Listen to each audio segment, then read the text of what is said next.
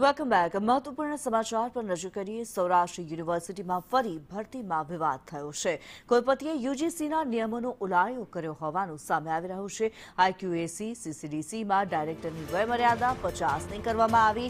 ચોક્કસ ઉમેદવારોની પસંદગીનો તખતો ઘડાયાની શંકા વ્યક્ત કરવામાં આવી છે. આઈક્યુએસીમાં હરિકૃષ્ણાના ઉમેદવારની પસંદગી ફાઇલની ચર્ચા થઈ રહી છે.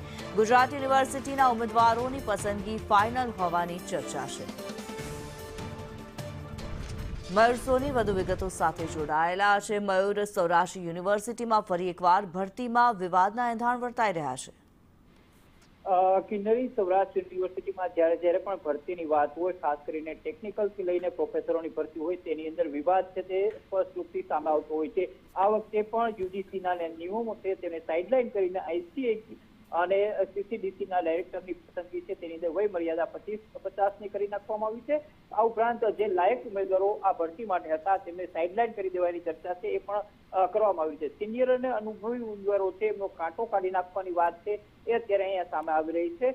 આખા મામલાને લઈને છાત્ર સંગઠનો છે ટૂંક સમયની અંદર જ આંદોલન કરે તે પ્રકારની ચર્ચા પણ અત્યારે અહીંયા ચાલી રહી છે. જી ધન્યવાદ મયુર આ માહિતી માટે.